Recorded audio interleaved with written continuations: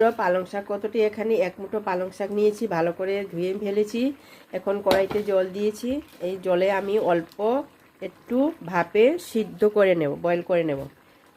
এভাবে করে বয়েল করে তারপর এটাকে আমি অনেক ধরনের বানানো যায়, লুচি বানানো যায়, কিন্তু আমি আজকে একদম একদম সহজ পদ্ধতিতে অল্প তেলের মধ্যে, অল্প তেল না, লুচি বলতে তো তেল লাগবেই, কিন্তু ভাজাটা করব না আর কি। এই পাতাগুলো ভাজা করবো না, কাঁচা কাঁচা এইভাবে আমি সিদ্ধ করে নেব।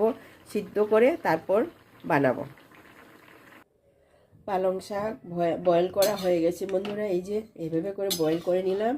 নিয়ে এটাকে এখন তুলে নেব, এভাবে করে তুলে নিলাম।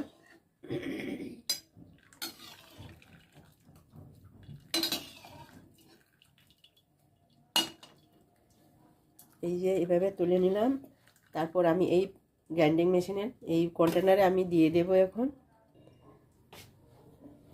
পালং শাকের পাতা গ্রাইন্ড করা হয়েছে বন্ধুরা, এই যে এইভাবে।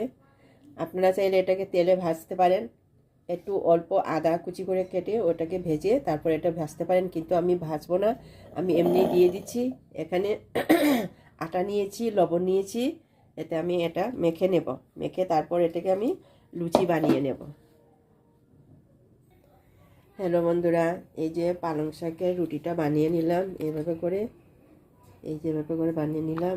এখন আমি কড়াই বসিয়েছি, তেল দিয়েছি।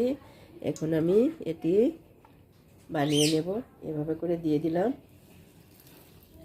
এভাবে করে দিয়ে দিলাম বন্ধুরা। এই যে বন্ধুরা অনেকটা ফুলে এসছে, এই যে অনেক এত সুন্দর ফুলেছে এটা। এভাবে আমি সব কয়টি বানিয়ে নেব।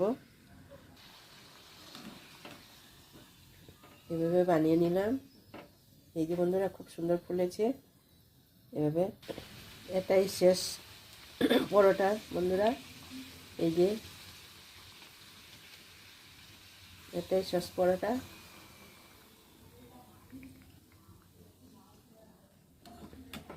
এখন গ্যাসের ফ্লেমটা নিভিয়ে নিচ্ছি। এই যে বন্ধুরা 5টা বানিয়েছি, এই যে 5টা বানিয়ে ফেলেছি। কেমন লেগেছে অবশ্যই বন্ধুরা জানাবেন। তো বন্ধুরা এই হলো আজকের আমার ব্রেকফাস্ট। এখানে নিয়েছি আলু ফুলকপির